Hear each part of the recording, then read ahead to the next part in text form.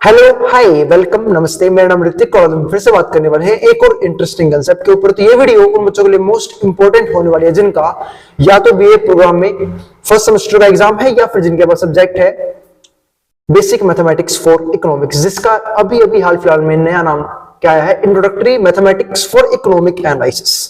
तो शुरू करते हैं आज की वीडियो। तो जहां हम बात करेंगे लेसन नंबर 11 जो हमारा क्या था, ग्लोबल एक्सट्रीम पॉइंट, उसके ऊपर एक और इंटरेस्टिंग कंसेप्ट के ऊपर। और भाई इस सीरीज के नोट्स अब तैयार हो चुके हैं। जिन्हें बच्चों को इसके नोट्स परचेज करने हैं वो इस नंबर से नोट्स ले सकता है 9667836336। अब हम शुरू करते हैं आज का कंसेप्ट। तो लास्ट वीडियो में देखा था मैक्सिमा मिनिमा क्या होता है, ठीक है, या फिर ग्लोबल एक्सट्रीम पॉइंट हमारी कैसे लाइफ में अलग अलग प्रॉब्लम्स को सोल्व करने में हमारी हेल्प करता है, जिसके हम एप्लीकेशंस के ऊपर क्वेश्चन भी करेंगे आने वाली वीडियोस में। अब समझते हैं ग्लोबल एक्सट्रीम पॉइंट होता क्या है।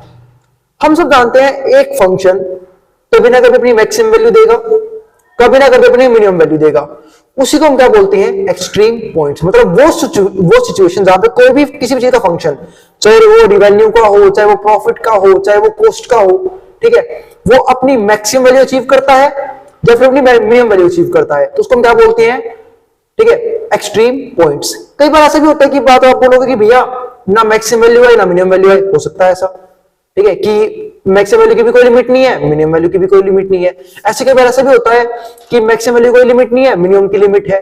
तो बहुत सारे ऐसे केसेस भी हमारे सामने आते हैं फंक्शंस में। लेकिन मैं बात कर रहा हूं एक इंटरवल के अंदर।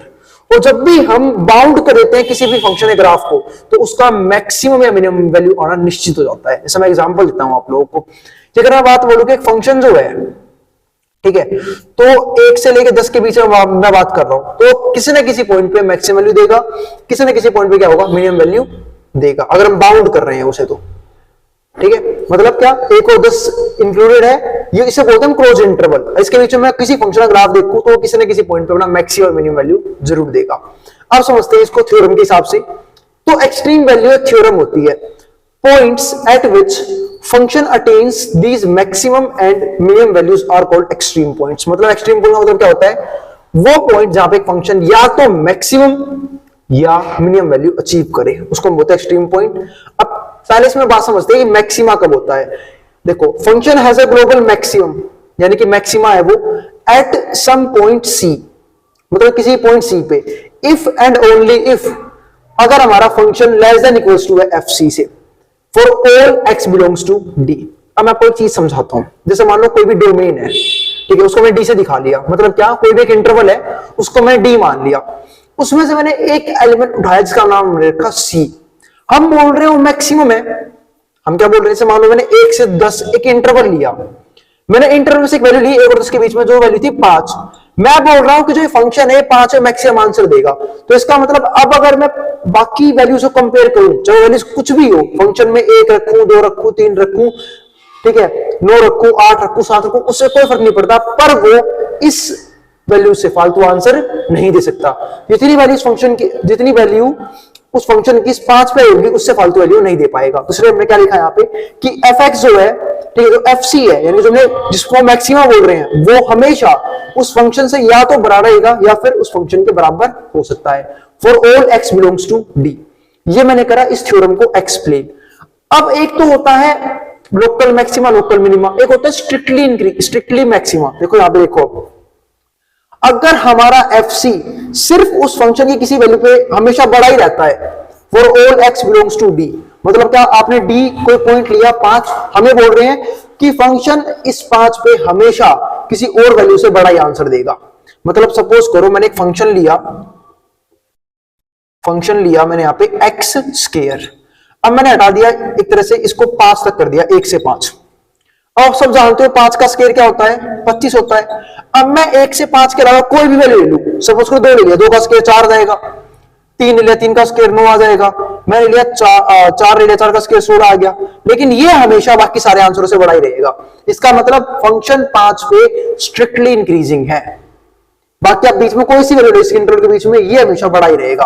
तो हमने इस बात को ऐसे लिख देते हैं कि फंक्शन की सी पे वैल्यू हमेशा उस फंक्शन में किसी और एक्स से बड़ा ही रहेगा, जहां पे एक्स डी से बिलोंग करता है। And C is called strict maximum point, कि सी से बड़ा आंसर उस फंक्शन कहीं और दे ही नहीं सकता। अब आते हैं आगे।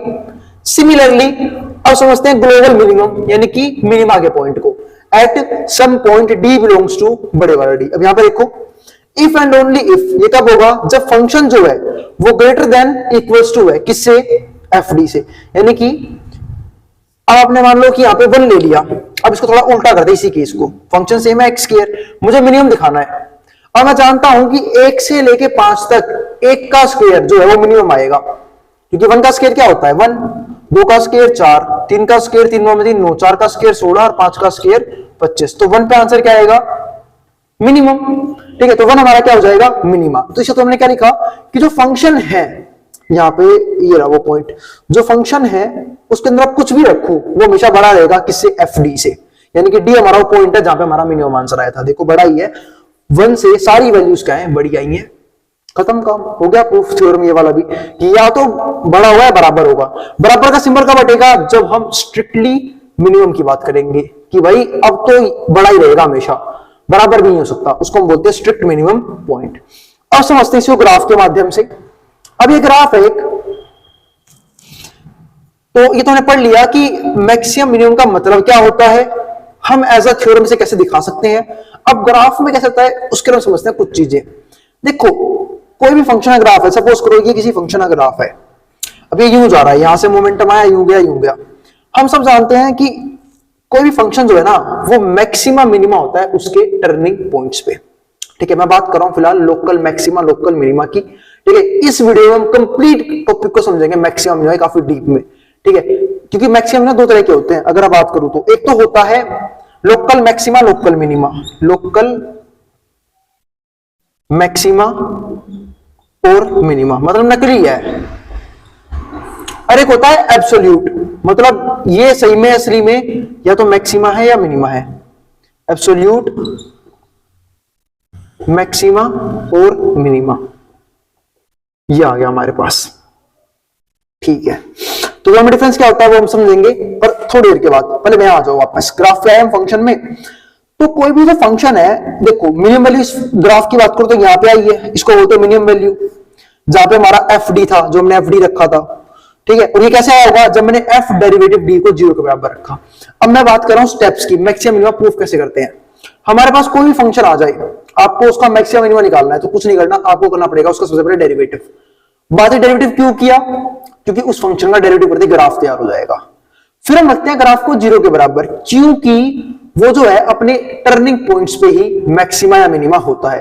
अब बात ये आपको कैसे पता कि यहां पे उसका एफ डेरिवेटिव डी जो है वो 0 के बराबर है, उसके थोड़ा समझते हैं। तो कोई भी ग्राफ है, मान लो नीचे आ रहा है नीचे आ रहा है नीचे आ रहा है, अब ये टर्न लेगा, हम सब जानते थे हम कहीं से भी टर्न लेते हैं, हम रियल लाइफ का एग्जांपल लेते हैं, हम कोई भी गाड़ी चला रहे हैं हम टर्न लेते हैं, तो टर्न लेने से पहले अपनी गाड़ी में ब्रेक लगाते हैं ताकि हम खुद को स्टेबल कर सके। उस टाइम पे हमारी स्पीड बिल्कुल 0 के बराबर होती है ताकि हम इजीली टर्न ले पाए, वरना हम ठुक जाएंगे, है ना, फिर हम गाड़ी ठोक देंगे किसी को, आई बात समझ में, या फिर पलट जाएगी, यानी कि एक्सीडेंट होना पक्का है। तो ऐसे ही फंक्शन ग्राफ होते हैं, जब फंक्शन ग्राफ को टर्न लेना होता है तो उस टाइम पे उस ग्राफ वो ग्राफ स्टेबल हो जाता है, उसमें कोई भी चेंज नहीं आ रहा होता। तो इसलिए हम अपने डेरिवेटिव क्या रखते हैं 0 के बराबर रखते हैं। देखो ये रहा, यहाँ पे टर्निंग पॉइंट आया, तो ये पॉइंट कौन सा है जहां पे हमारा एफ डेरिवेटिव डी यानी कि डी पे हमारा जो डेरिवेटिव 0 के बराबर आया होगा। ऐसे ही जब ग्राफ ऊपर जाता चला गया, अब ग्राफ वापस नीचे आना, तो ग्राफ टर्न लेगा, टर्न लेने से पहले स्टेबल होगा। तो ये वो पॉइंट है जहां पे सी पे वो पॉइंट है जहां पे फंक्शन ने क्या दिया है 0 आंसर दिया है, ठीक है। पर ये पॉइंट हमारा मैक्सिमा का, ये पॉइंट हमारा किसका है मिनिमा का, इसको बोलते हैं लोकल मैक्सिमा लोकल मिनिमा, ठीक है। तो क्लियर हो गया। जैसे अभी यहीं पे देखते हैं तो देखो ए और बी हमारा क्या था, ए से लेके बी तक हमारी डोमेन थी, डी पॉइंट पे आया मिनिमा, सी पॉइंट पे आया मैक्सिमा, ग्राफ से समझ लिया। अब इसी फंक्शन ग्राफ को देखो, कंसेप्ट ऑफ स्टेशनरी पॉइंट्स। तो स्टेशनरी पॉइंट हमेशा कब आते हैं, जब हम अपने डेरिवेटिव को 0 के बराबर रख दें, उससे क्या आता है स्टेशनरी पॉइंट, टर्निंग पॉइंट, ठीक है, एक्सट्रीम पॉइंट, कुछ ही बोल लो, बात एक ही है, आई बात समझ में, ठीक है। तो अब ये फंक्शन है, ये सब इसको सब जानते होंगे, y बराबर मोड x, और उम्मीद है आप लोगों को पता होगा मोड x काम कैसे करता है। मोड का मतलब होता है वो नेगेटिव आंसर नहीं छोड़ेगा, मतलब आंसर को पॉजिटिव जरूर कर देगा अपने आंसर को। जैसे मान लो कि मैं इसको बोल सकता हूं एक तरह से गिरगिट टाइप का फंक्शन होता है, जैसे बोलते हैं रंग बदलने वाले, कुछ एलिमेंट के लिए तो किसी और तरीके से रिएक्ट करेगा, कुछ एलिमेंट के लिए किसी और तरीके से रिएक्ट करेगा। जैसे एग्जांपल देता हूं, अगर मैं मोड के अंदर -5 रखूं तो क्या आंसर देगा +5, और कैसे देगा क्योंकि जब मोड देखता है ना कि मेरे अंदर नेगेटिव नंबर बैठा है, तो मोड क्या करता है, खुद तो हट जाता है, एक माइनस एक्स्ट्रा छोड़ देता है ताकि माइनस माइनस क्या हो जाए, प्लस हो जाए, 5 आंसर आ गया। लेकिन मैं बात करूं मोड के अंदर पॉजिटिव नंबर रख दूं तो मोड यूं कहीं गायब हो जाता है, सिर्फ +5 छोड़ के। यानी कि कहना ये चाह रहा हूं मोड कभी नेगेटिव वैल्यूज नहीं देता, और जब मोड नेगेटिव वैल्यू नहीं देता तो इसका ग्राफ में चाहे मैं एक्स की नेगेटिव रखूं तब भी बड़े बड़े आंसर आएंगे, इसकी वैल्यू पॉजिटिव रखूं तब भी बड़े बड़े आंसर आएंगे। तो इसकी ना तो मैक्सिमम वैल्यू की कोई लिमिट है, ना ही मिनिमम वैल्यू की कोई लिमिट है, अगर हमारा जो डोमेन है वो बाउंडेड नहीं है तो। लेकिन मैं बोल लूं कि इसकी डोमेन है सिर्फ 1 से लेकर 10 की, x जो है वो 1 से लेकर 10 ले सकता हूं, 10 क्या हो जाएगी हमारी मैक्सिमम वैल्यू और 1 क्या हो जाएगी हमारी मिनिमम वैल्यू। ठीक है, तो इसकी मिनिमम वैल्यू की तो एक चलो लिमिट है, मैक्सिमम की बोल दी मैंने, मैक्सिमम की लिमिट नहीं है क्योंकि मैक्सिमम तो जितनी बड़ी रखूंगा x की उतनी बड़ी वैल्यू, मिनिमम की लिमिट है वो है 0। ये कि मोड जो हमेशा मिनिमम वैल्यू 0 दे सकता है क्योंकि नेगेटिव तो नंबर देता ही नहीं है वो, तो मोड की मिनिमम वैल्यू 0 हो सकती है, मैक्सिमम की कोई भी लिमिट नहीं होती। ऐसा ये फंक्शन है y बराबर x क्यूब। हाँ, ये एक ऐसा फंक्शन बोल सकता हूं मैं जिसकी ना नेगेटिव में कोई लिमिट है ना पॉजिटिव में कोई लिमिट है। जैसे मान लो मैंने 1 का क्यूब किया 1 आंसर आ गया, 2 का क्यूब किया 8 आंसर आ गया, 3 का क्यूब किया 27 आंसर आ गया, यानी कि 3 into 3 into 3, 4 का क्यूब किया 4 into 4 16, 16 into 4 64। तो जितने बड़े बड़े मैं x की वैल्यू रख पा रहा हूं उतने बड़ी बड़ी y की वैल्यू बढ़ती जा रही है।